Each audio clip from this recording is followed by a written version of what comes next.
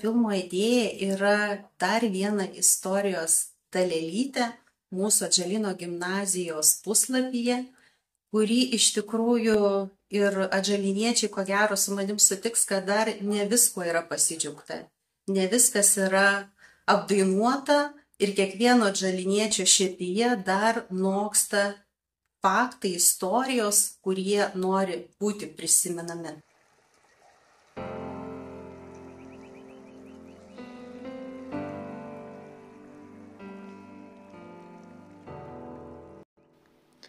Pakruojis istoriniuose šaltiniuose pirmą kartą paminėtas 1531 metais. Miestas įsikūręs Mūšos ir Kruojos lygumoje, 34 km į rytus nuo Šiaulių. Išaugo jis prie Kruojos ir gavo pavadinimą nuo šios upės.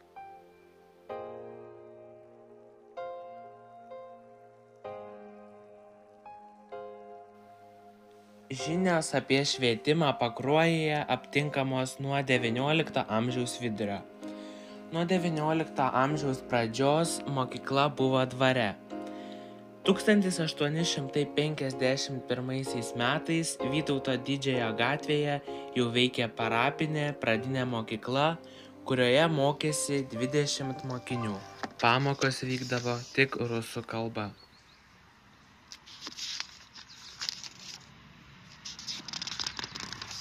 O 1907 metais laikraštyje Šaltinis aptinkama žinutė, kad Pakruojo mokytojas rusas savo iniciatyvą pradėjo vaikus mokyti lietuviškai skaityti ir rašyti.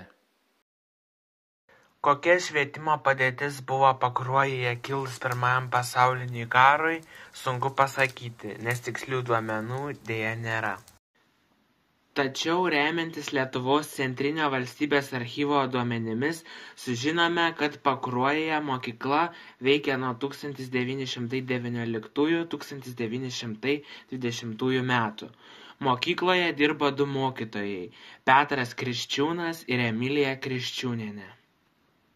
Mokykloje veikė 3 komplektai, dažnai keitėsi mokytojų sudėtis. Tarpukariu, augant mokinių skaičiui, atsidarė 2 nauji komplektai. Nemažai mokinių buvo iš Mažeikonių kaimo, tad ten buvo nuspręsta atidaryti Pakruojo pradinės mokyklos filialą. Taip atsirado 4 komplektas, o 5 buvo žydų tautybės vaikams. Pakruojo miestelyje gyveno nemažai žydų ir matyt, jie pasiekė, kad būtų atidarytas atskiras komplektas, kuris yra dabartinėje Kranto gatvėje. 1931 metais mokyklos sąrašuose buvo 236 mokiniai, iš jų 44 žydų komplekte. Tais pačiais 1931 metais Pakruojo mokyklą ištiko didelė nelaimė. Ji sudegė. Kaip rašo savo atsiminimuose buvusi šios mokyklos mokinė Janina Mykolaitienė, mokykla sudegė iki pačių pamatų ir vaikai mokėsi miestelio erdvesniuose namuose. Įvykus tokiai nelaimiai galime stebėtis tuo meto valsčiaus vadovų ir gyventojų ryžtu ir pasišventimu. Mokykla per metus laiko buvo pastatyta. Dabar toje pačioje vietoje veikia Juozo Pakalnio menų mokykla. Atstatant mokyklą daug energijos ir sumanumo bei atsidavimo parodė ir mokyklos vedėjas Balys Mackus. Jis mokė pirmąjį mokyklos skyrių, vedėjų dirbo 10 metų, nuo 1930 metų iki 1940. Verta paminėti, kad 4 skyrių ir 1 skyriaus vyresniąją grupę nuo 1930 iki 1933 metų mokė Sofija Ušinskienė, Pakruojyje gimusio žymaus Lietuvos dailininko, vitražisto, lėlininko, scenografo Stasio Ušinsko pirmoji žmona. 1936 ir 1937 mokslo metai Pakruojo pradžios mokykloje vėl kupini naujovių. Prie mokyklos įsteigtas 6 skyrius. Darbas jame patikėtas mokytojui Aleksui Kripui. Įvertinta, jog Pakruojo pradinėje mokykloje dirbo geri ir kvalifikuoti mokytojai. 1939–1940 mokslo metai buvo paskutiniai nepriklausomoje Lietuvoje. 1940 birželio 15 dieną Lietuva buvo okupuota Sovietų Sąjungos. Visoje Lietuvoje prasidėjo didžiuliai pasikeitimai, neaplenkė jie ir Pakruojo. Kokie pasikeitimai įvyko Pakruojo pradžios mokykloje, tikslių duomenų nėra, bet jų buvo. Ne vienas sykį keitėsi ir mokytojų kolektyvas. 1941 metais prasideda deportacijos į Sovietų Sąjungos gilumą. Jos neaplenkė ir mokyklos. Išvežta mokinių su tėvais, neliko ir dalies mokytojų. Ištremtas į Sibirą mokytojas Liudas Osipauskas. 1941 vasarą sovietinius okupantus pakeitė vokiečiai. 1941 vasarą buvo baisi Pakruojo gyventojams. Vokiečių nurodymų sunaikinta visa Pakruojo žydų bendruomenė. 1941 ir 1942 mokslo metus Pakruojo pradinėje mokykloje pradėjo beveik naujas kolektyvas. Kol tikybos pamokų neuždraudė Sovietų Sąjungos okupantai, jas vedė kunigas poetas Mykolas Šeižys Dagilėlis. Jis pakrojiečiams priminė Maironį. Po poeto mirties pakrojiečiai jam paskyrė net vieną Maironio ketureilį. Ko sėdi dainiau nusiminęs, ko akis žvelgia taip liūdnai? Sakai, kad laimės nepažinęs, sakai, aplinkui vien vargai. Praūžęs antrasis pasaulinis karas atnešė Lietuvai kartu ir Pakruojui daug skausmo, vargo, praradimų ir nelaimių. 1944 m. Liepos mėnesį sovietų valdžia jau pasiekė Pakruojį. Tų pačių metų spalio mėnesį Pakruojyje buvo atidaryta progimnazija. Joje mokėsi 184 mokiniai. Buvo panaikintos visos tarpukariu veikusios moksleivių organizacijos, atnaujinta pionierių veikla. Naujos mokyklos direktoriumi paskirtas Vytautas Misevičius. Iškart po jo sekė Algis Taraškevičius, Stanislava Beinorienė, Mikas Petrauskas, Jonas Požela. Progimnazija buvo išsimėčiusi Vytauto Didžiojo gatvėje keliuose pastatuose. 2 pastatai buvo prie Senojo pašto. Progimnazijoje įsikūrė pogrindinė antitarybinė organizacija Laisvės sūnus. Jai priklausė 4 klasės mokinukai ir 2 mokytojai.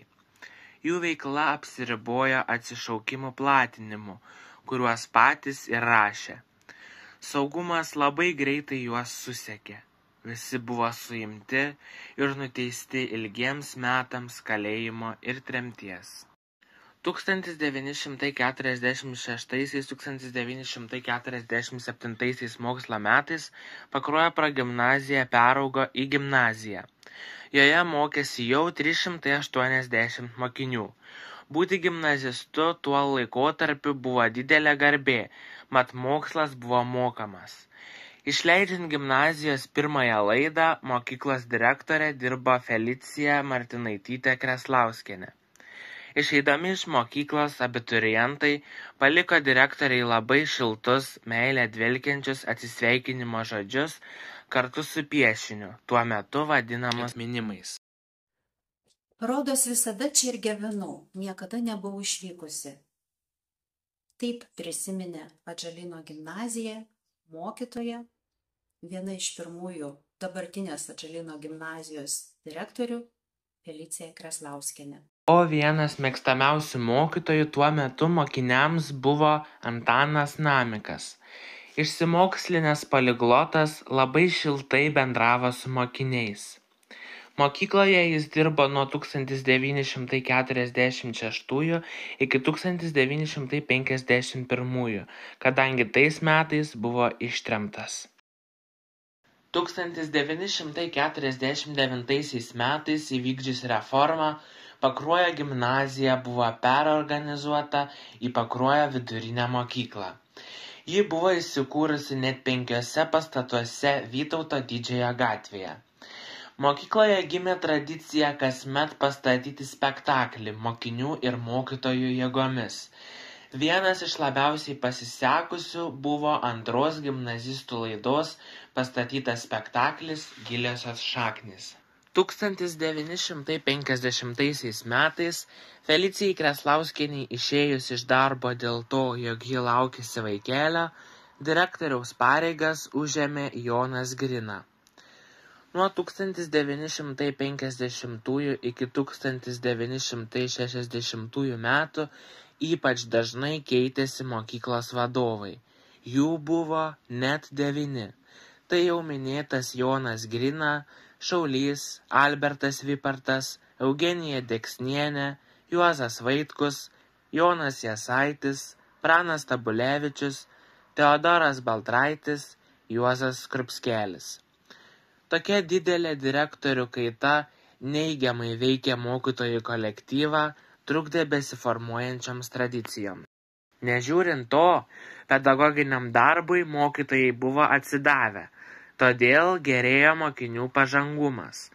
1952 metais moksleivės Irenos Žardinskaitės mokymasis mokykloje ir abitūros egzaminai įvertinti aukso medaliu. Tai neeilinis įvykis jaunos, dar 10-mečio neturinčios mokyklos gyvenime. Mokytojų tarpusavio ryšį stiprino 1956 metais jų kolektyvo pastatytas spektaklis Kupriukas muzikantas, susilaukęs didelio pasisekimo visame rajone. Bėgant metams, mokyklos klasės ir senas sudėvėtas inventorius buvo sunkiai pritaikomas darbui. Todėl jau 1954 metais paskelbta, jog bus pradėta naujos mokyklos statyba. Jos atidarymo laukė visi Pakruojo gyventojai. Tai buvo neeilinis įvykis miestelio gyvenime, kadangi tokio didžiulio pastato apskritai nebuvo. 1957 metais rugsėjo 1 mokykla buvo iškilmingai atidaryta. Nors dabar vidurinės mokyklos materialinė bazė labai pagerėjo, tačiau vis tiek vyko didelė vadovų kaita. Nuo 1960 iki 1967 metų pasikeitė 7 direktoriai.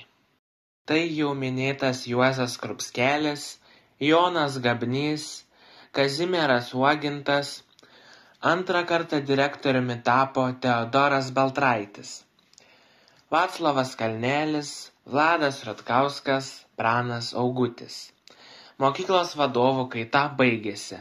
Pranas Augutis dirba mokykloje 9 metus.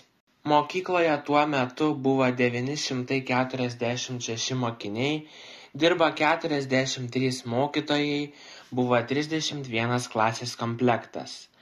Mokykla dirbo 2 pamainomis. 1968 metais išleidžiama 20-oji abiturientų laida.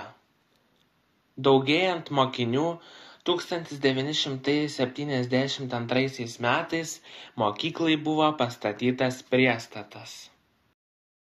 1973–74 metais mokykla perėjo dirbti į kabinetinę sistemą. Tai buvo sunkus laikotarpis, neįprastas mokiniams. 1976–79 metais mokyklai vadovavo Česlovas Baltrušaitis. Per tuos 3 metus gerokai sustiprėjo kabinetinė sistema, naujus akcentus įgavo mokyklos aplinka. Ypač sėkmingi mokyklai buvo 1978 ir 1979 mokslo metai. Per šiuos 2 metus mokyklą aukso medaliu baigė net 5 mokiniai.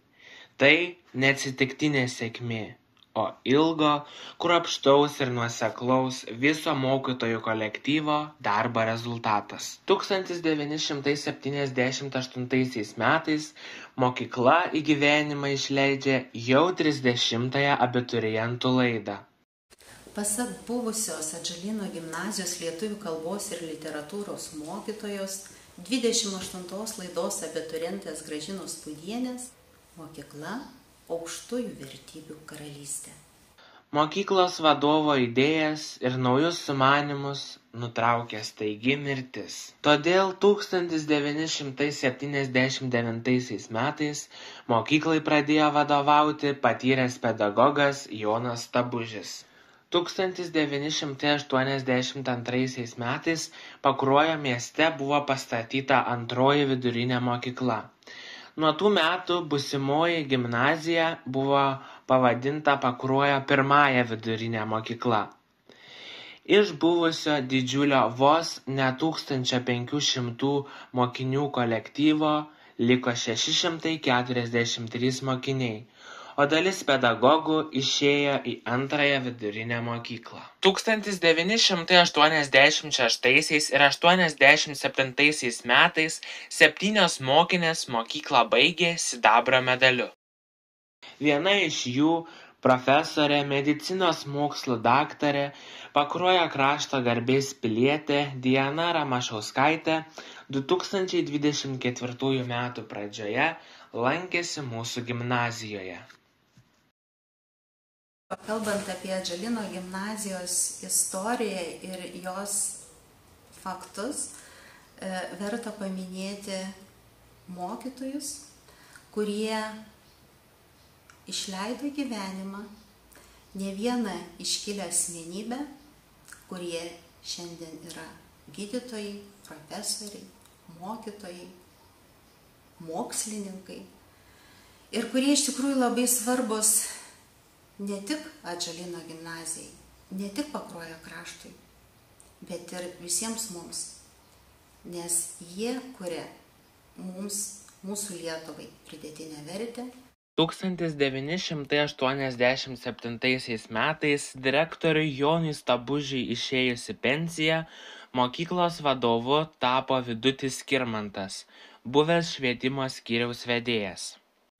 1987 metais atėjau dirbti į mokyklos vadovu, dirbau joje 1 metus ir mūsų tuo metu tikslas buvo kabinetinės sistemos gerinimas, naujų kabinetų kūrimas arba jų tobulinimas, kad jie atitiktų reikalavimus keliamus mokyklai, mokiniams, na ir taip pat mokyklinės aplinkos tvarkymas bei vidaus erdvių gražinimas.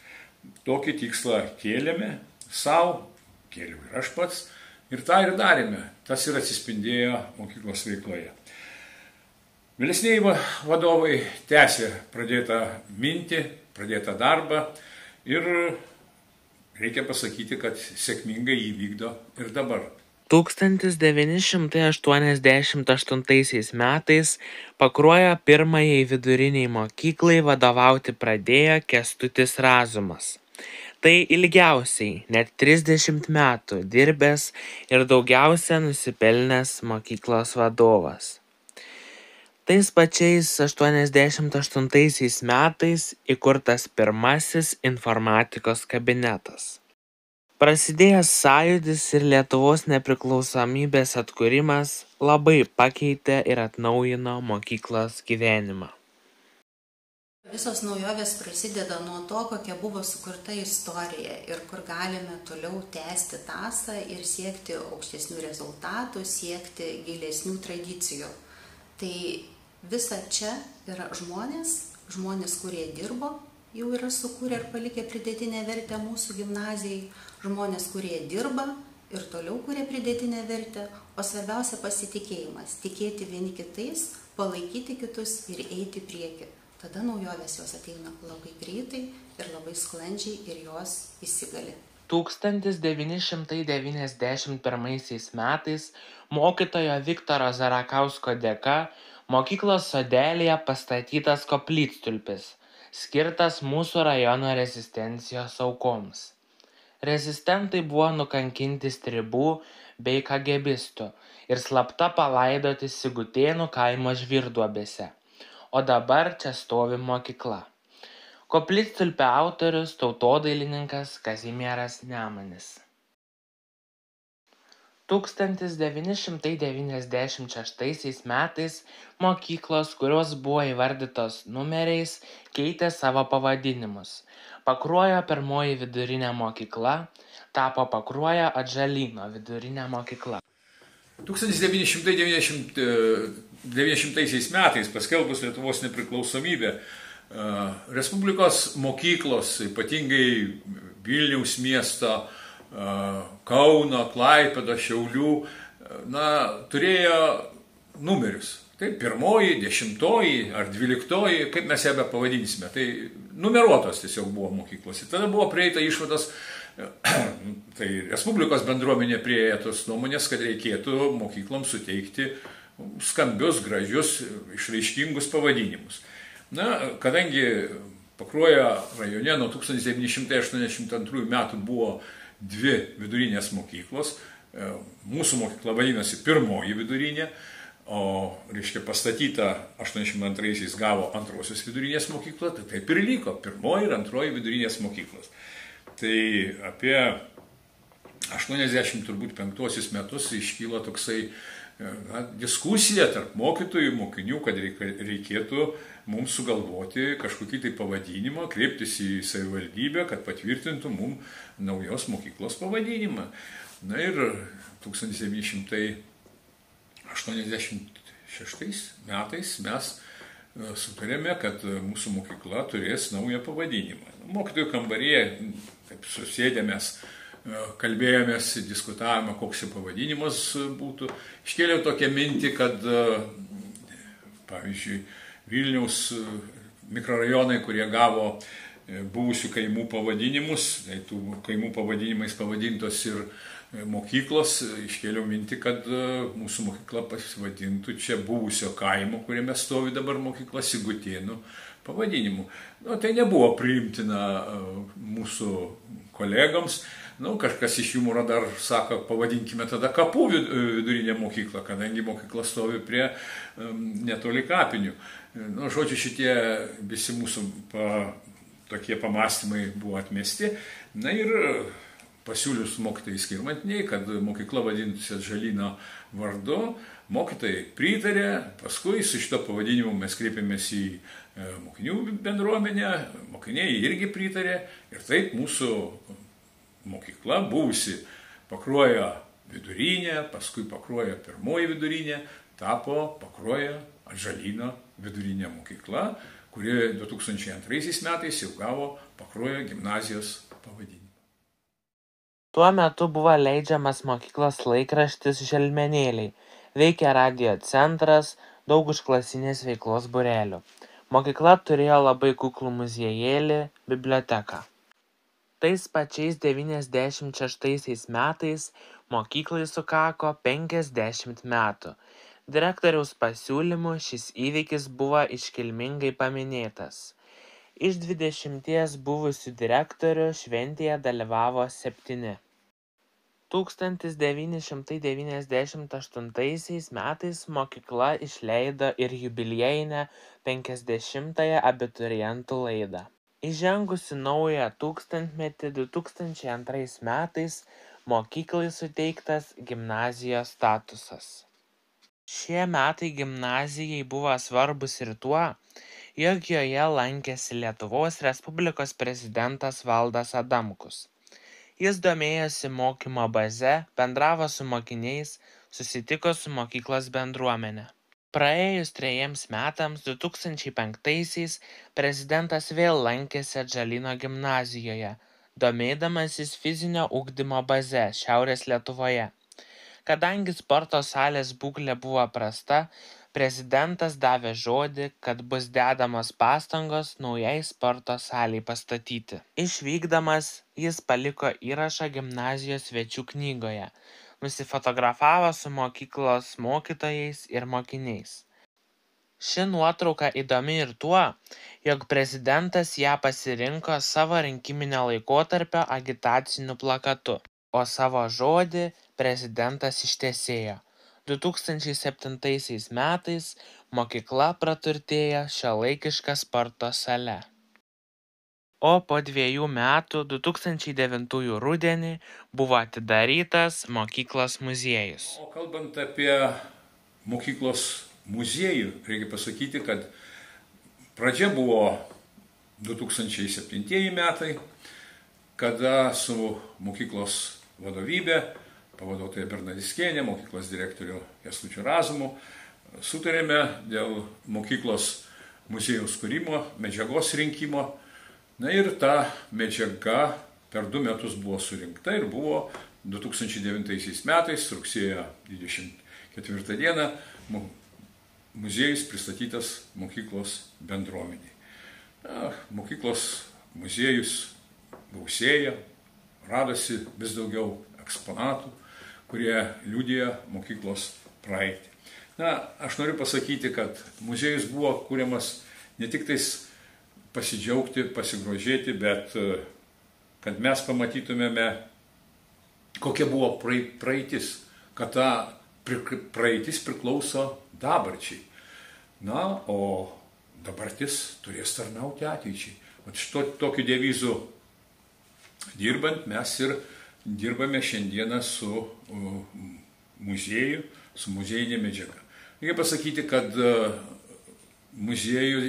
darbas muziejuje neapsiriboja vien mokyklos faktų surinkimu, nuotraukų, bet stengiamės ją paįvairinti ir kitokiais darbais. Vienas iš jų tai yra mūsų mokyklos istorijos parašymas. Buvo parašyta knyga Praeitis ir dabartis. Taigi, kaip matome, mano ta mintis, kad praeitis priklauso dabarčiai, susišaukia ir su mūsų istorijos knygos pavadinimu, mokyklos istorijos knygos pavadinimu Praeitis ir dabartis.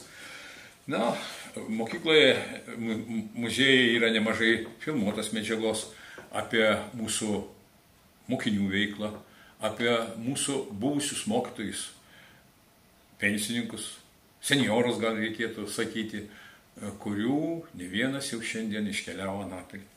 Tai mokyklos muziejus ir kelia savo uždavinį, kad mes, dirbantis muziejai, įtrauktumėme į tą veiklą kaip galima daugiau mokinių, kad mūsų mokiniai didžiuotųsi mūsų mokykla, džiaugtųsi jos pasiekimais, kad jie perduotų tai kaip žinia savo draugam, bičiuliam, tėvam, visai mūsų bendruomeniai.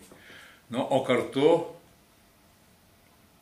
muziejus kelia savo ir tokią mintį, kad mokiniai ne tik tai didžiuotųsi savo mokykla, bet didžiuotųsi ir savo šalimi.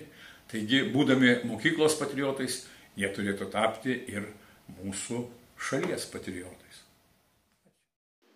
Pakruojo Atžalyno gimnazija išsaugojo senąsias ir išsiugdė naujų tradicijų.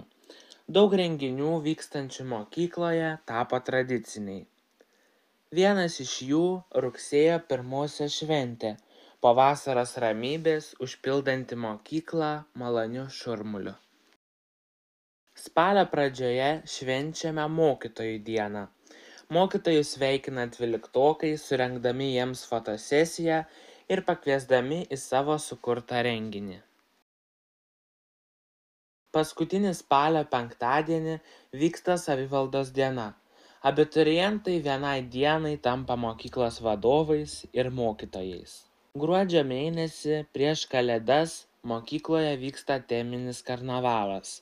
2023 metų tema buvo Eurovizija. Gimnazijoje minimas ir pagrindinės Lietuvos valstybingumo šventės – vasario 16 ir kovo 11. Švenčių minėjimas prasideda Lietuvos himnu, prisimenami istoriniai įvykiai. Vienas įsimintiniausių minėjimų buvo 2023 vasario 16, kuomet mokiniai, vadovaujami istorijos mokytojos Gražinos Kairiūkštienės, inscenizavo 1918 m. Lietuvos nepriklausomybės akto pasirašymo posėdį. Taip pat dažniausiai vasario mėnesį vyksta šimtadienis, viena iš seniausių abiturientų švenčių mūsų mokykloje. Šią šventę abiturientams organizuoja 11-okai. Ji taip pat būna teminė. Pavyzdžiui, šiais 2024 metais per šimtadienį abiturientai nukeliavo į Meksiką, o 23-aisiais dalyvavo Oskarų apdovanojimuose. Kovo mėnesį mokykloje organizuojamos matematikų dienos, sutraukiančias mėgstančiuosius matematiką iš daugelio rajonų. Kovą vyksta ir frankofonijos šventė, sukviečianti mokinius iš visų rajono mokyklų. Įvairiais instrumentais atliekama prancūzų kompozitorių muzika, dainuojama prancūziškai, skleidžiamas ir literatūrinis prancūziškas žodis. Gegužę paskutiniojo skambučio šventė. Abiturientai susirenka į paskutinę klasės valandėlę, po to pakviečiami į aktų salę sveikinimams. Jiems įteikiamos padėkos už veiklą gimnazijoje. Gegužės pabaigoje vyksta amatų diena mugė, anksčiau vykusi gruodį, skatinanti domėtis senaisiais lietuvių liaudies amatais. Liepos mėnesį sporto salėje vyksta išleistuvės – atestatų įteikimo šventė. Šios tradicijos nesunaikino net nuo 2023 metų išduodami tik skaitmeniniai atestatai.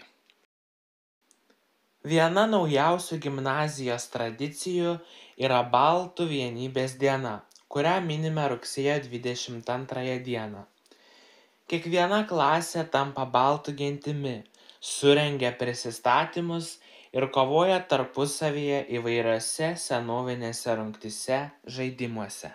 Taip pat šios šventės metu yra krikštijami pirmų klasių gimnazistai.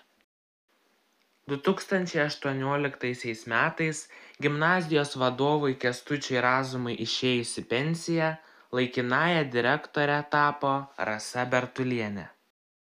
O 2021-aisiais mokyklos vadovės pareigas pradėjo eiti Asta Valuntienė. Kuriant jos ateitį, gimnazijos istorija suteikia mūsų esamoms kartoms ir būsimoms kartoms pagrindus eiti kartu su švietimo sistema ir ją kurti toliau,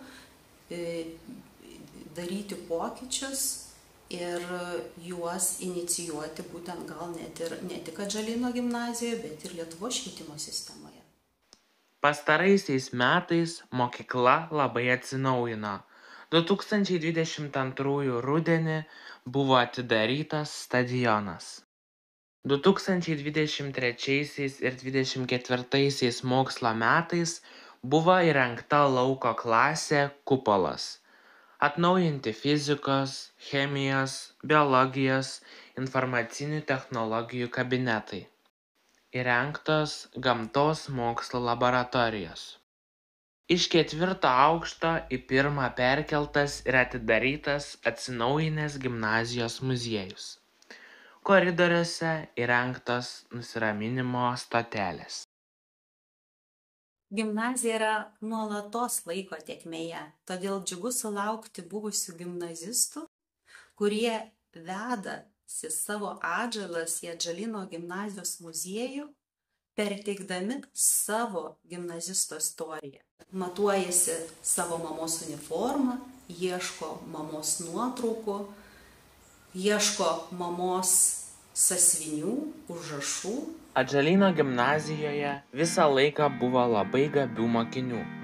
1946–1994 metų laikotarpiu 12 mokinių mokyklą baigė aukso medaliu, sidabro medaliu baigusių 28.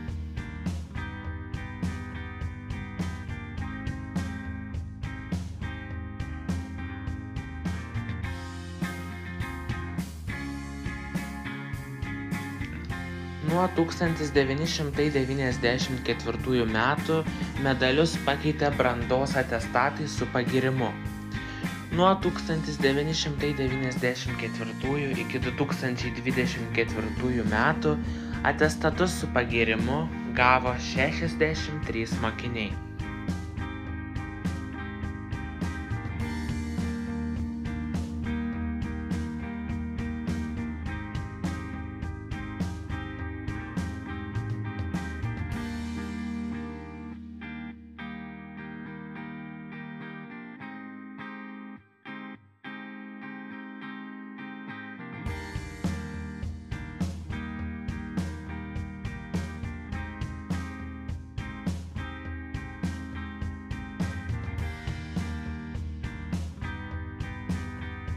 Gimnazija turi ir kuo didžiuotis. Tai buvę mokiniai, kurie garsina mūsų kraštą ir visą Lietuvą.